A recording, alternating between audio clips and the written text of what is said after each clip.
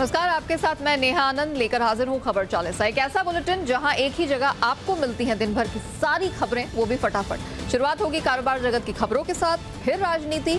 Bulletin के दूसरे हिस्से में होगी राज्यों की कुछ बड़ी खबरें, स्पोर्ट्स और एंटरटेनमेंट के तड़के के साथ दुनिया जहान का हाल। आइए शुरू करते हैं आज की खबर 40। वीकली एक्सपायरी के दिन बाजार में तेज उतार चढ़ाव देखने को मिला। निफ्टी ने आज फ्लैट शुरुआत की और पूरे कारोबारी सत्र में कमजोरी हावी रही। बाजार में चौतरफा बिकवाली का असर छोटी और मझोली कंपनियों के स्टॉक इंडेक्स पर भी दिखाई दिया। निफ्टी के मिड कैप इंडेक्स में करीब आधे % की गिरावट आई, लेकिन निफ्टी का स्मॉल कैप इंडेक्स तकरीबन फ्लैट ही बंद हुआ है। इंडेक्स की अगर बात करें तो आईटी को छोड़कर बाकी सभी सेक्टर इंडेक्स लाल निशान में आज बंद हुए हैं। सबसे ज्यादा करीब 2.25% की गिरावट मेटल सेक्टर इंडेक्स में देखने को मिली। कारोबार के अंत में सेंसेक्स 486 और निफ्टी 152 अंक गिरकर बंद हुआ। निफ्टी की करीब 250 टॉप कंपनियों की वार्षिक रिपोर्ट में ढेर सारी कमियां उभरकर सामने आई हैं। सेबी के पूर्व चेयरमैन एम दामोदरन ने यह खुलासा किया है। साथ ही उन्होंने ये भी कहा कि इसमें काफी कुछ सुधार की जरूरत है। दामोदरन की कॉर्पोरेट गवर्नेंस सलाहकार फर्म एक्सीलेंस इनेबलर्स ने यह रिपोर्ट जारी की है। रिपोर्ट में कहा गया है कि कंपनियों के एनुअल रिपोर्ट से उम्मीद की जाती है कि इसमें सभी स्टेक होल्डर्स से संबंधित पूरी जानकारी होगी, पर रिपोर्ट में कई महत्वपूर्ण जानकारियां गायब पाई गई हैं। साथ ही मैनेजमेंट से जुड़े प्रमुख कर्मचारियों को दिए जाने वाले पेमेंट की जानकारी भी साफ नहीं है। फूड डिलीवरी कंपनी जोमेटो के आईपीओ की तारीख तय हो गई है। कंपनी का इशू 14 से 16 जुलाई तक खुलेगा। इसके एक शेयर की कीमत 72 से 76 रुपए तय की गई है। कंपनी इस आईपीओ के जरिए 9,375 करोड़ रुपए जुटाएगी। रिटेल निवेशकों के लिए 10% शेयर रिजर्व है।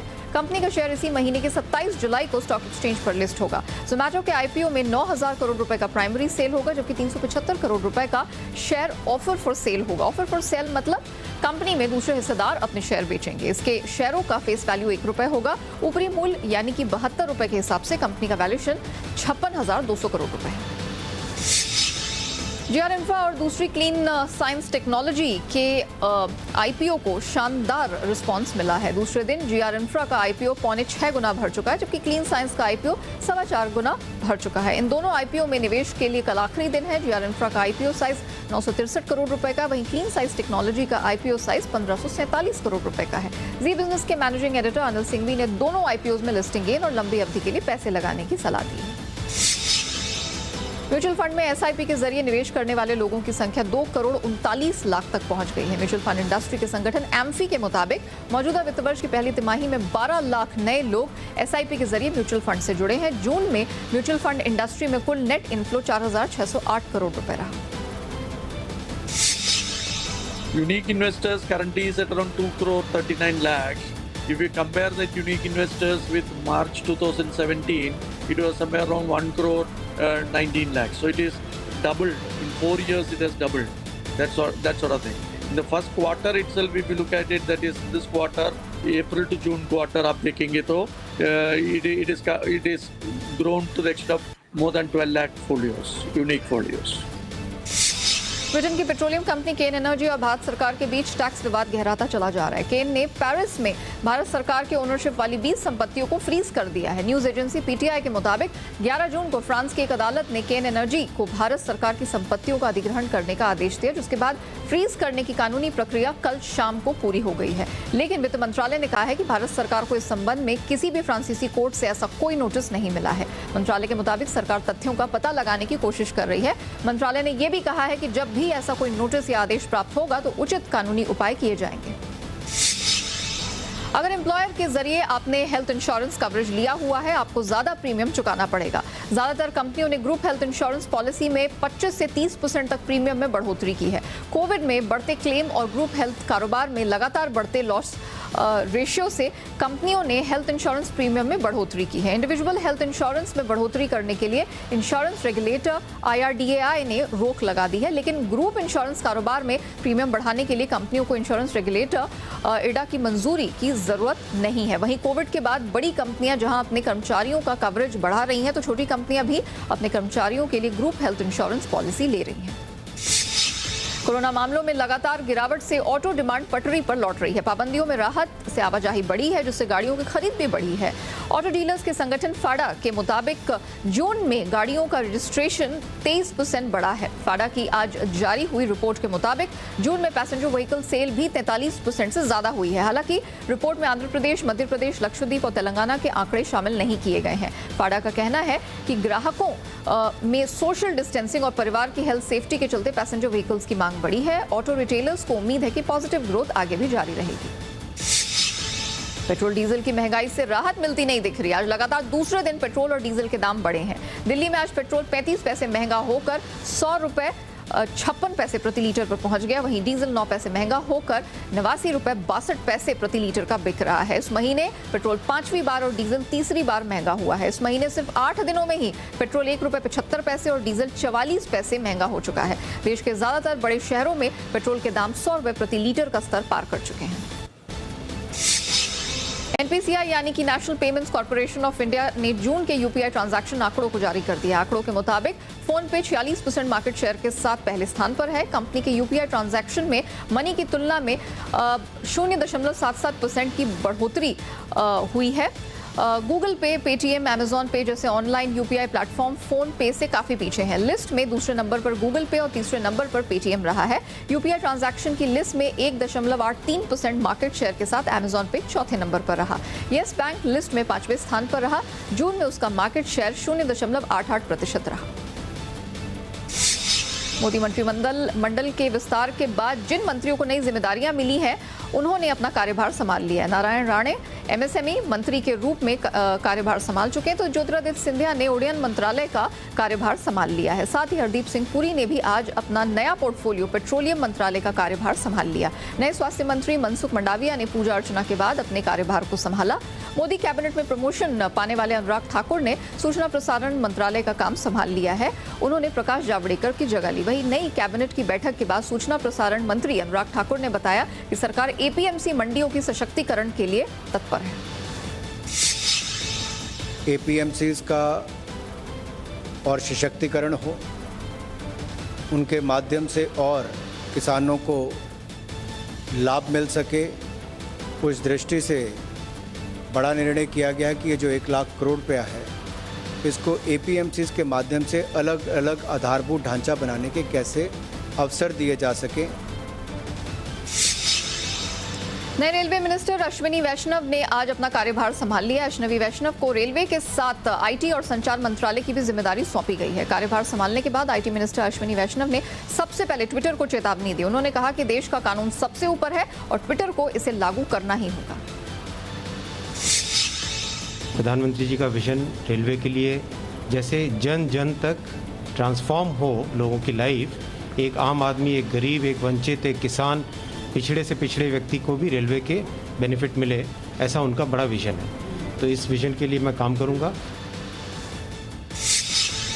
किरेन रिजिजू ने देश के नए कानून मंत्री के रूप में कार्यभार संभाल लिया है। इससे पहले ये मंत्रालय रविशंकर प्रसाद के पास था। रिजिजू पहले खेल मंत्रालय की जिम्मेदारी संभाल चुके हैं। आपको बता दें कि मंत्रिमंडल के फेरबदल में किरेन रिजिजू को प्रमोशन मिला है। पीएम मोदी ने उन्हें कैबिनेट मंत्री बनाया है। आगे जो भी काम करना है वो हमारा नेतृत्व का मार्गदर्शन और हमारा पार्टी का आशीर्वाद से हम लोग आगे बढ़ेंगे। देश के लिए, जनता के लिए सेवा करने के लिए हम लोग हमेशा तैयार रहते हैं। जी किशन रेड्डी ने आज कल्चर और टूरिज्म मंत्रालय में पदभार संभाल लिया है। पूर्व केंद्रीय गृह राज्य मंत्री जी किशन रेड्डी को केंद्र कैबिनेट मंत्री के रूप में प्रमोट किया गया है और उन्हें पर्यटन, संस्कृति और पूर्वोत्तर क्षेत्र के विकास मंत्री के रूप में नियुक्त किया गया है। सिकंदराबाद लोकसभा सीट से सांसद जी किशन रेड्डी ने जीएचएमसी चुनाव में बीजेपी को उभारने में अहम किरदार निभाया था। जी किशन रेड्डी शुरुआत से ही बीजेपी से जुड़े हुए हैं। आदरणीय प्रधानमंत्री नरेंद्र मोदी जी के नेतृत्व में देश के विकास के विषय पर, देश पे गरीबों को उद्धार के लिए, कोरोना को रोकने के लिए जो भी कार्यक्रम एजेंडा रहेगा, वो कार्यक्रम हमारा सबका मिनिस्टर्स का पहला एजेंडा वही होगा। मीनाक्षी लेखी ने विदेश और संस्कृति राज्य मंत्री के रूप में कार्यभार संभाल लिया। नई दिल्ली लोकसभा क्षेत्र से अजय माकन को हराकर संसद पहुंचने वाली मीनाक्षी लेखी का बीते 8 साल में संसद में शानदार रिकॉर्ड रहा है। कार्यभार संभालने के बाद मीनाक्षी लेखी ने कहा कि दुनिया भर में भारतीय संस्कृति की पहुंच को बढ़ाने पर काम करेंगी। लोग महिला सशक्तिकरण की बात करते थे और बाकी प्रधानमंत्रियों में और इन प्रधानमंत्री में यही फ़र्क है, ये सशक्त महिलाओं को उनके काम और क्षमता के अनुसार मौका जो काम करने का दिया जा रहा है, उससे भारत सशक्त होगा। पीएम नरेंद्र मोदी ने आज इंडियन इंस्टीट्यूट ऑफ टेक्नोलॉजी के डायरेक्टर्स से बातचीत की। वर्चुअली आयोजित इस कार्यक्रम में नए केंद्रीय शिक्षा मंत्री धर्मेंद्र प्रधान भी मौजूद रहे। कार्यक्रम पीएम मोदी के कैबिनेट विस्तार के ठीक बाद किया गया। पीएम मोदी ने कहा कि इंजीनियरों में चीजों को पैटर्न से पेटेंट तक ले जाने की क्षमता होनी चाहिए। उन्होंने ये भी कहा कि विज्ञान और प्रौद्योगिकी और इनोवेशन के क्षेत्र में जल्दबाजी की कोई गुंजाइश नहीं है। एक तकनीकी विफलता हमेशा नए इनोवेशन की ओर ले जाती है। संसदीय कार्य मंत्री प्रहलाद जोशी ने कांग्रेस के उस हमले का जवाब दिया जिसमें कांग्रेस ने कहा कि सरकार का इंजन खराब है लेकिन डिब्बे बदल रहे हैं। जोशी ने कहा कि इंजन किसका खराब है, किसके डिब्बे खराब हैं और डिब्बा पूरा खराब पड़ा है, सभी जानते हैं। जोशी ने कहा कि ये अपने लेवल की बात करते हैं। प्रहलाद जोशी ने कहा कि राहुल गांधी ट्वीट के अलावा कुछ नहीं करते। देश में कोरोना महामारी से जंग लगातार जारी है। बीते 55 दिनों बाद रिकवरी से ज्यादा नए केसेस सामने आए हैं। पिछले 24 घंटे में 45,000 से ज्यादा नए केसेस देखने को मिले हैं। इसी दौरान 44,000 लोग वायरस से ठीक भी हुए हैं। 24 घंटे में 817 लोगों की संक्रमण से मौत हुई है। फिलहाल देश में कोरोना के एक्टिव मरीजों की संख्या 4,60,000 के करीब है। आपको बता दें कि देश में कोरोना से मृत्यु दर 1.32% है, जबकि रिकवरी रेट 97% से अधिक है। वैक्सीनेशन अभियान के तहत अब तक देश भर में करीब 36 करोड़ से ज्यादा टीकाकरण किया जा चुका है, जबकि बीते 24 घंटे में करीब 34 लाख टीके लगाए गए हैं। यूपी के कई जिलों में ब्लॉक प्रमुख पद के नामांकन के दौरान हंगामा हुआ। कई जगहों पर अलग अलग गुटों के बीच हाथापाई भी हुई। गोरखपुर में नामांकन के दौरान जमकर बवाल हुआ। शहर के शाहपुर इलाके में नामांकन करने पहुंची बीजेपी प्रत्याशी वंदना सिंह और उनके समर्थकों पर पहले से मौजूद भीड़ ने हमला बोल दिया। करीब आधा दर्जन लग्जरी गाड़ियों को भी तोड़ा फोड़ा गया और पुलिस ने लाठीचार्ज कर भीड़ को फिर खदेड़ा। आरोप है कि समाजवादी पार्टी के लोगों ने हमला किया। सीतापुर में नामांकन के दौरान बीजेपी और निर्दलीय उम्मीदवार के समर्थकों के बीच झड़प हो गई। इस झड़प में 3 लोग गंभीर रूप से घायल हो गए हैं। मौसम विभाग बिहार में आकाशीय बिजली गिरने की आशंका जता रहा है। ऐसे लेकर मौसम विभाग ने येलो अलर्ट जारी किया है। उधर उत्तर पश्चिम भारत के राज्य उत्तराखंड और हिमाचल प्रदेश में 9 जुलाई को छिटपुट बारिश का अनुमान लगाया गया है। वहीं पूर्वी राजस्थान में 10 जुलाई के बाद बारिश होने का अनुमान लगाया गया है। अरब सागर में दक्षिण पश्चिम मानसून के मजबूत होने के साथ ही 11 जुलाई तक बंगाल की खाड़ी में एक कम दबाव का क्षेत्र बनने की संभावना है। इसके कारण 9 जुलाई के बाद पश्चिमी तटों पर जोरदार बारिश होने की संभावना है। इसके अलावा इसके प्रभाव में कोंकण, गोवा और मध्य प्रदेश में भी बारिश की संभावना जताई गई है। नए आईटी कानून पर ट्विटर ने आज दिल्ली हाईकोर्ट में जवाब पेश किया। ट्विटर ने कोर्ट में एक हलफनामा दाखिल कर बताया कि भारत में ग्रीवेंस ऑफिसर यानी कि शिकायत अधिकारी की नियुक्ति में 8 हफ्ते का वक्त लग सकता है। कंपनी ने बताया कि भारत में एक ऑफिस बनाने की प्रोसेस जारी है जो इस मसले पर कोऑर्डिनेशन का काम करेगी।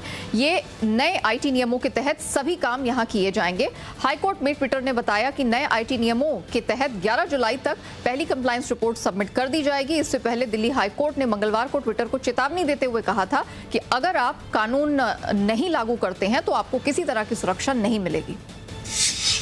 नई दिल्ली में लोधी रोड पर स्थित सीबीआई के हेडक्वार्टर्स में आज सुबह आग लग गई। यह आग पार्किंग एरिया के इलेक्ट्रॉनिक रूम में लगी। आग लगने के बाद धुएं का गुब्बार उठता देख सभी अधिकारी बिल्डिंग से बाहर आ गए। दमकल की 5 गाड़ियों ने आग पर काबू पाया। यह आग किस वजह से लगी इसकी सही जानकारी तो नहीं मिली है। दावा किया गया है कि आग शॉर्ट सर्किट से लगी है। अच्छी बात यह है कि किसी भी तरह के जान माल के नुकसान की कोई खबर नहीं है।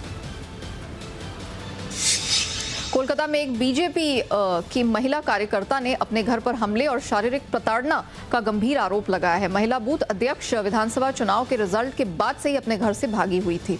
पिछले महीने की 19 तारीख को ये लोग अपने घर पर वापस लौटे थे और उसके बाद से ही उनके ऊपर अत्याचार शुरू हो गया था। टीएमसी के लोगों पर आरोप है कि महिला और उसके घर वालों को लगातार धमकी दे रहे थे। आरोप है कि कल शाम को जब महिला के परिवार वाले नहीं थे तभी कथित तौर पर तृणमूल के कुछ लोग उसके घर पहुंचे और हमला कर दिया। बताया जा रहा है कि हमलावरों में ज्यादातर टीएमसी की महिला कार्यकर्ता थी।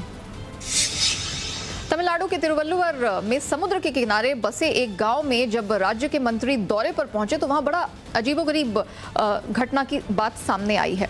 मंत्री अनीता राधाकृष्णन अपनी सफेद धोती और महंगे जूते को गंदा नहीं करना चाहते थे। ऐसे में एक मछुआरे ने मंत्री को अपनी गोद में उठा लिया और बोट से किनारे तक ले गए।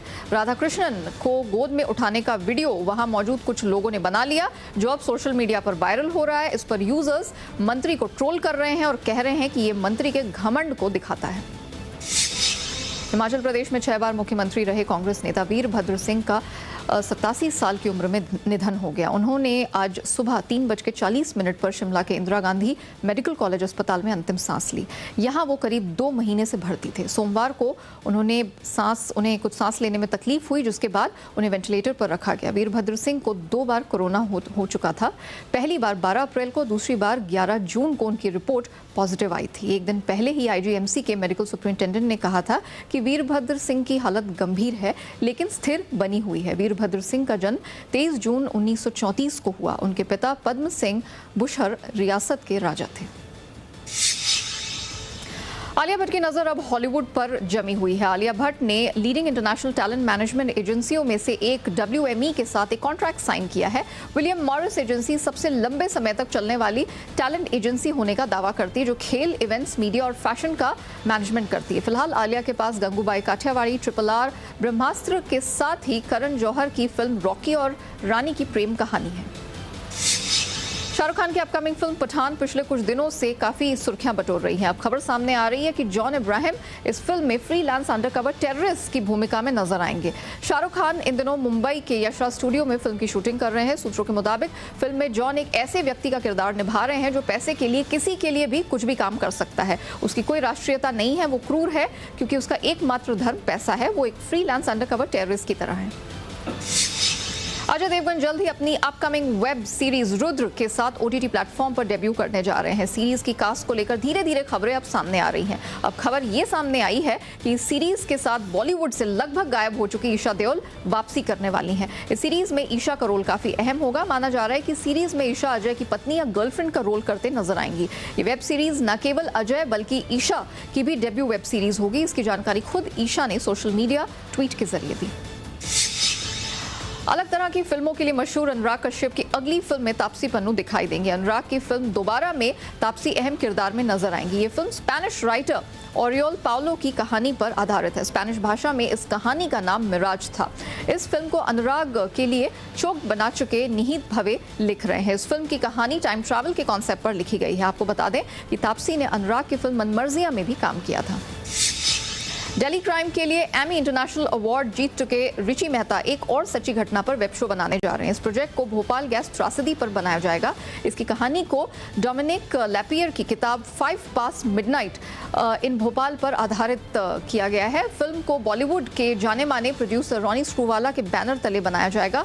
भोपाल गैस त्रासदी को कोई नहीं भुला सकता। 2 से 3 दिसंबर 1984 में मध्य प्रदेश की राजधानी भोपाल में यूनियन कार्बाइड फैक्ट्री में जहरीली गैस लीक होने से तबाही हुई थी। कहा जाता है कि 15,000 लोगों की मौत हो गई थी, जबकि 5 लाख से अधिक लोग सीधे तौर पर प्रभावित हुए थे।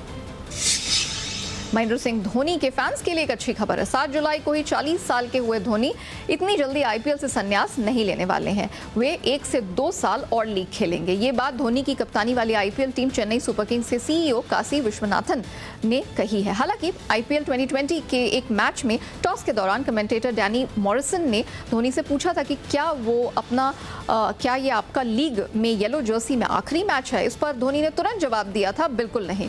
विश्वनाथन ने कहा है कि धोनी अभी चेन्नई टीम के लिए 1 या 2 साल और खेल सकते हैं। वे पूरी तरह से फिट हैं और बतौर खिलाड़ी हमारे लिए बहुत कीमती हैं। बीसीसीआई के प्रेसिडेंट सौरव गांगुली का आज 49वां जन्मदिन है। भारत के सबसे सफल कप्तानों में शुमार गांगुली ने साल 2000 में टीम की कप्तानी संभाली। कप्तान बनने के बाद उन्होंने टीम इंडिया को विदेशी पिचों पर जीतना सिखाया था। उनकी कप्तानी में टीम ने साल 2000 में चैंपियंस ट्रॉफी और साल 2003 वर्ल्ड कप के फाइनल में पहुंची थी। साथ ही 2002 में इंग्लैंड में हुए नेटवेस्ट सीरीज और चैंपियंस ट्रॉफी में जीत हासिल की थी। गांगुली का जन्म 8 जुलाई 1972 को भारत में फुटबॉल का मक्का कहे जाने वाले कोलकाता में हुआ था। बचपन में गांगुली फुटबॉलर बनना चाहते थे, पर पिता के कहने पर क्रिकेट में कदम रखा। क्रिकेट में कदम रखते ही गांगुली ने लॉर्ड्स में अपने पहले टेस्ट में सेंचुरी लगाई। युवराज सिंह ने युवा क्रिकेटर ऋषभ पंत को लेकर बड़ा बयान दिया है। उन्होंने कहा है कि वो ऋषभ पंत में एडम गिलक्रिस्ट को देखते हैं जो खेल का रुख बदल सकते हैं। गिलक्रिस्ट ने मैदान पर आकर टेस्ट क्रिकेट में खेल का रुख ही बदल दिया। साथ ही उन्होंने कहा वो ऋषभ को एक संभावित भारतीय कप्तान के रूप में भी देखते हैं। उन्हें लगता है कि पंत के पास निश्चित रूप से एक स्मार्ट दिमाग है, क्योंकि वो उन्हें तब से देख रहे हैं जब वो आईपीएल में दिल्ली कैपिटल्स के लिए कप्तानी कर रहे थे।